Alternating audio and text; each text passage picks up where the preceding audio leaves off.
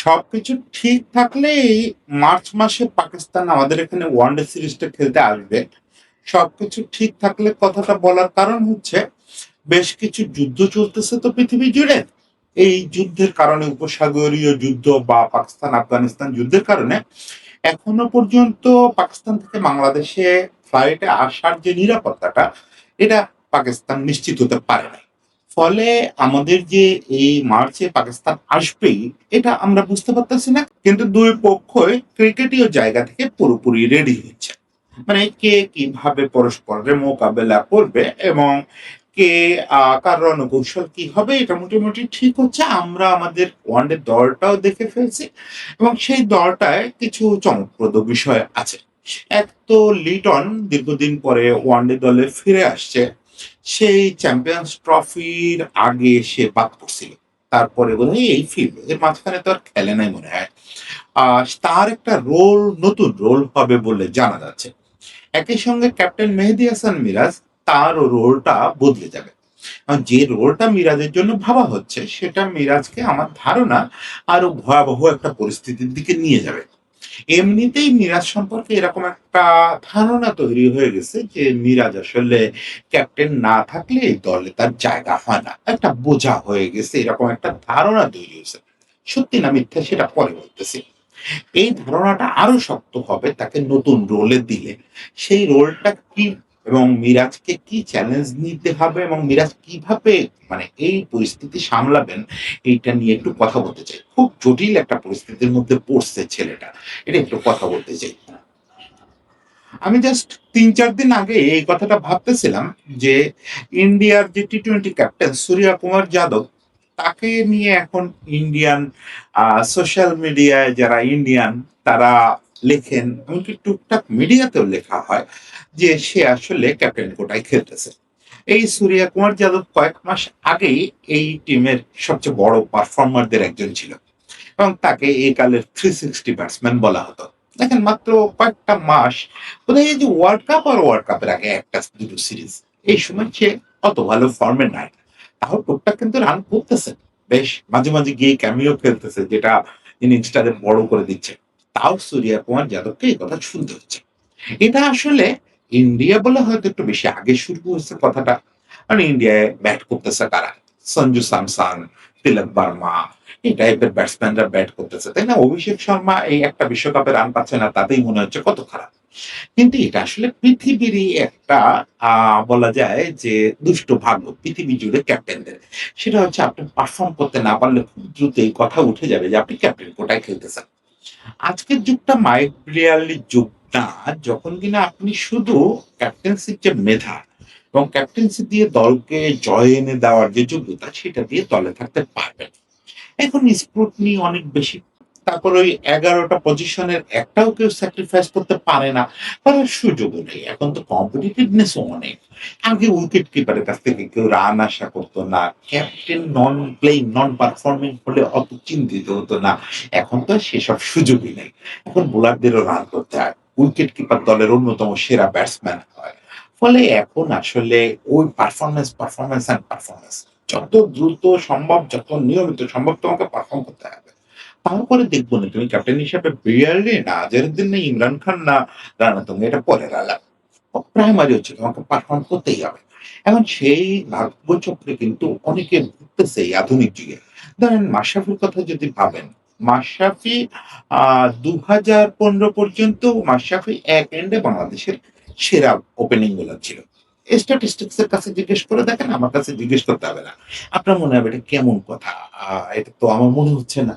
ওই সময় তো সেরা বোলার নিশ্চয়ই রুবেল তাসকিন ছিলেন। না, ওই সময় আমাদের এক এন্ডে সেরা বোলার মাশরাফি ছিল।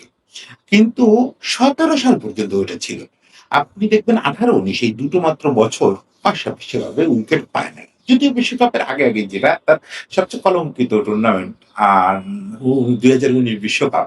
তার ঠিক আগেও সে ওই দেশীয় টুর্নামেন্টটায় ভালো উইকেট পেল। ওটাকে আমি ধরি না। কারণ ওইটা আসলে প্রতিপক্ষগুলো অত ভালো ছিল না। কিন্তু মাশরাফি মাত্র ২ টো বছর ঠিকমতো আ সার্ভিস দিতে পারে নাই। এজন্য তাকে এখনো তাকে নিয়ে কথা উঠলেই এ কথা ওঠে যে সে তো ক্যাপ্টেন কোটায় খেলত। অথচ এই ছেলেটা তার ক্যারিয়ার জুড়েই খেলে গেছে আসলে কোনো কোটা-টোটা ছাড়াই। মানে পারফরম্যান্স দিয়ে খেলে গেছে। একদিকে তার শরীর চলে না, অন্যদিকে মাঠে নামলেই পারফর্ম করে দেখাচ্ছে। যাই হোক, মাশরাফিকে নিয়ে আলোচনা করতেছি না। আমরা আলোচনা করতেছি মিরাজকে নিয়ে। মিরাজ এই চক্রটায় সবচেয়ে বেশি পড়ে গেল। সেটা হচ্ছে যে মিরাজ যে ক্যাপ্টেন হলো, ক্যাপ্টেন হওয়ার আগে থেকেই মিরাজের নিয়ে আলোচনা উঠে গেল। অন্তত শর্টার ফরম্যাটে মিরাজের এমন কোনো ইউনিকনেস আর টিকে রইল না, যাতে মিরাজকে অপরিহার্য বলা যায় ১১ জনে। এখন আরেকটা জিনিস, আরেকটা আপ্ত আলোচনা করে নেওয়া দরকার। যে এখনকার দিনে শর্টার ফরম্যাট ক্রিকেট এমন একটা জায়গায় গেছে, আপনার কিছু একটা ইউনিক বৈশিষ্ট্য থাকতেই হবে। কিছু একটা ইউনিক বৈশিষ্ট্য থাকতেই হবে। এবং সেটা যদি বোলারদের ক্ষেত্রে বলেন, বোলারদের ক্ষেত্রে এটা আরো জরুরি।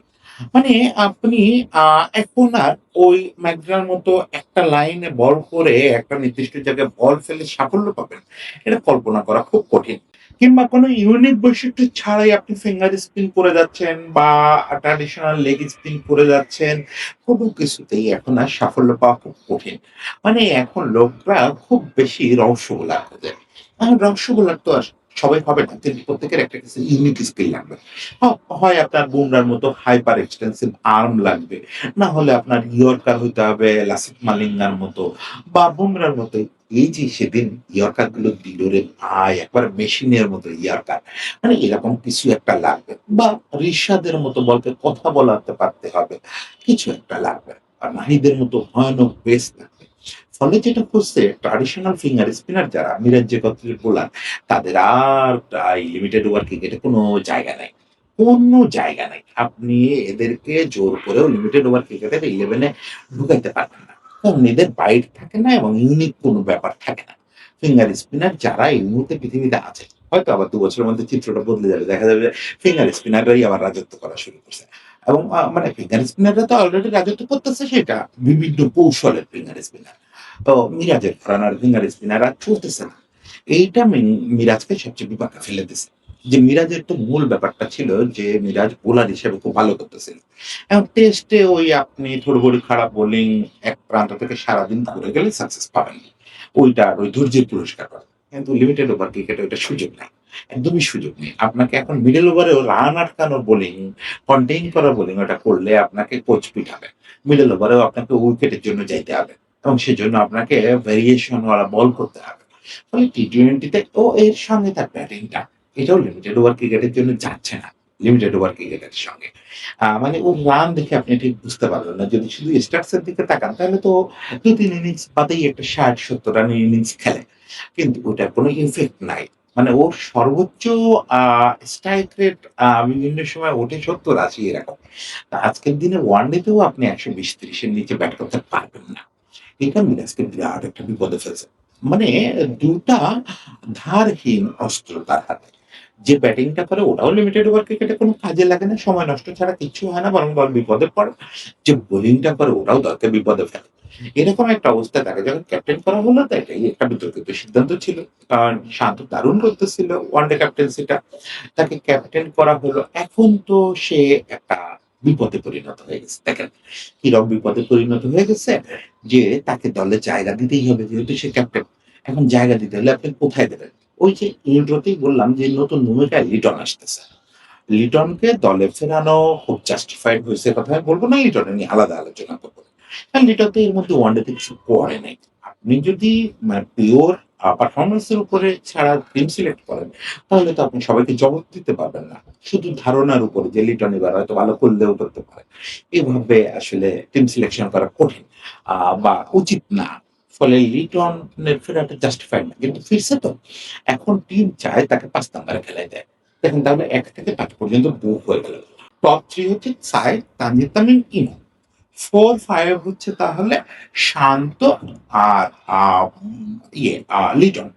এরপরে আফিফ বা হৃদয় যে কেউ একজন হয়তো ওই পজিশন এদিক ওদিক করে ৬ পর্যন্ত বুক করে রাখবে। তাহলে আপনি মিরাজকে জায়গা দিচ্ছেন কোথায়? মিরাজ যদিও ক্যাপ্টেন্সি পেলে সবসময় পছন্দ করে টপ অর্ডারে খেলতে, ওপেনিং বা ৩ নম্বরে খেলতে পছন্দ করে। কিন্তু মিরাজের তো সে সুযোগ নাই, এবং ম্যানেজমেন্ট এটা নিয়ে তার উপরে সম্প্রতি ক্ষুব্ধও করছিল। সেটা প্রকাশ্যে অপ্রকাশ্যে ক্ষোভটা তারা প্রকাশ করছে। যে সে ক্যাপ্টেন্সি পাইলে নিজের প্রমোট করে কোথায় নিয়ে যায়। এটা নিয়ে তার ফ্র্যাঞ্চাইজিতেও একসময় খুব ঝামেলা হয়েছিল। যাই হোক, এখন আর সে টপ 6 এর মধ্যে আপনি তাদের পাচ্ছেন না। তার মানে তাকে ব্যাট করতে হবে 7 এ। এখন এটা তাকে আরেকটা ভয়ানক বিপর্যয়ে ফেলে দিবে। ভয়ানক, ভয়ানক, ভয়ানক। সেটা কি ৭ নাম্বার এখন কারা? মানে এখন কিন্তু খালেদ মাসুদ পাইলট দিন নাই যে ৭ নাম্বারে নেমে আপনি মান-সম্মান বাঁচানো ব্যাটিং করবেন। এখন ৭ নাম্বারে লাগবে আপনার মোহাম্মদ রফিককে। যদি আপনি ওই টিমের সঙ্গে কম্পেয়ার করেন। আর অন্যান্য দেশের দিকে যদি তাকান তাহলে এখন ৭ নাম্বারে খেলে গ্লেন ম্যাক্সওয়েল থেকে শুরু করে এই টাইপের খেলোয়াড়রা। মানে ৭ নাম্বারে গিয়ে আমাদের যে মান বাঁচানো ব্যাটিং, এই ধারণাটা আবার তৈরি হয়েছে আমাদের রিয়াদের কিছুদিন ৭ নাম্বার, ৮ নাম্বারে খেলায়। এটার কোনো অর্থ লিমিটেড ওভার ক্রিকেটে এখন আর নাই। একদমই কোনো অর্থ নাই। মানে ওই জায়গায় গিয়ে আপনি ভালো অবস্থায়ও যদি ধৈর্য ধরে খেলেন, আর টিমের খারাপ অবস্থায় খেলেন, দুটো কোনোটারই কোনো অর্থ নাই। মানে টিম ভালো করতেছে সেক্ষেত্রে আপনার ওখানে গিয়ে ১৫ বলে ৩০ করে আসতে হবে। টিম খারাপ করতেছে, দ্রুত আ অনেকগুলো ৫ টা উইকেট পড়ে গেছে, আপনি ৭ নম্বরে আসছেন। তাও যে আপনি অ্যাঙ্করিং করবেন সুযোগ নেই। আপনাকে তখনও যেতে হবে ২৭০-৮০ র জন্য। সেক্ষেত্রেও আপনাকে আসলে ওখানে ৭০ বল খেললে ১১০ ১২ রানের ইনিংস খেলতে হবে। ৭০ বলে ৭১ রানের ইনিংস খেলে মান বাঁচাইছি বলার কোনো সুযোগ নেই। ক্রিকেটে মানে মান বাঁচানোর ব্যাপারটা খুব আজগুবি। আপনি কত স্কোর করলে মান বাঁচে? মান বাঁচানোর কি কোনো প্যারামিটার আছে? যে ভাই আমরা ভাগ্যিস ১১০ রানে অল আউট হই নাই, ১২৫ করছি। এই ১৫ রানে যে মান পাওয়া গেল এটা কি আমাদের বুঝতে? এরকম কোনো ব্যাপার আসলে পৃথিবীতে নাই। ফলে মান বাঁচানো খুবই একটা ফেক একটা আ আইডিয়া এবং আ ফেক একটা টার্ম। এটা আ করার কোনো জায়গা নেই। কিন্তু মিরাজকে ৭ নাম্বারে আসলে মান বাঁচানো ব্যাটিং করতে হবে। আর সে ওই যে আজকে কারা যেন একটা কনটেন্ট করছে। সেখানে দেখলাম যে ৬-৭ নাম্বারে সে তার ক্যারিয়ারের সেরা সময়েও ৭৭ এর উপরে স্ট্রাইক রেটে ব্যাট করতে পারেনি। এটা তো এখন এটাকে শুনলে কোনো ম্যানেজমেন্ট তাকে ৭ নাম্বার ৬ নাম্বারে খেলতেই দিবে না। বলবে যে ভাই তুমি দয়া করে বসে থাকো। ফলে ৭ নাম্বারে নামলে সে আরেকটা ভয়াবহ বিপদে পড়বে। দলকেও বিপদে ফেলবে, নিজেও বিপদে ফেলবে এবং এই কথাটা আরো বেশি আওয়াজ তুলবে যে মিরাজকে বোঝা গেলেন। এখন অবশ্যই আমি প্রার্থনা করি যে মিরাজ তার ফিঙ্গার স্পিন নিয়ে কাজ করা শুরু করুক। দেখেন, যে মিরাজকে আমরা চিনতাম, যে মিরাজ তার শেখার চেষ্টার জন্য নতুন এর পেছনে ছোটার জন্য একসময় খুব আলোচিত ছিল তরুণ বয়সে। মিরাজকে ভবিষ্যৎ ক্যাপ্টেন বলা হতো। যে মিরাজ কেন নিজেরে হারালো আমি বুঝলাম না। কেন এরকম নিজের লাইফ নিয়ে এরকম হয়ে গেল, এরকম মানে কৌতূহলহীন একটা ছেলেতে পরিণত হলো। গত ৫-৭ বছরে ওর বোধহয় ওর কোন খেলায় কিছু চোখ পড়ে নাই। ব্যাটিং এ, বোলিং এ এভাবে তো ইন্টারন্যাশনাল ক্রিকেট হয় না। এখন বলা হয় টানা ৩ মাস আপনি একই গেম খেলতে পারবেন না। ৩ মাসের মধ্যে যদি নিজেকে কিছু চেঞ্জ না করেন তাহলে আপনি টিকতে পারবেন না। মিরাজ গত ৫ বছরে কোনো চেঞ্জ করে নাই নিজেকে। কেন হচ্ছে ওর সাইকোলজিটা কি যে আমার জায়গা সিমেন্টেড এটা আগেই ধরে রাখে কিনা জানি না। কিন্তু চেঞ্জ করলে কিন্তু অনেক দূর যেতে পারে।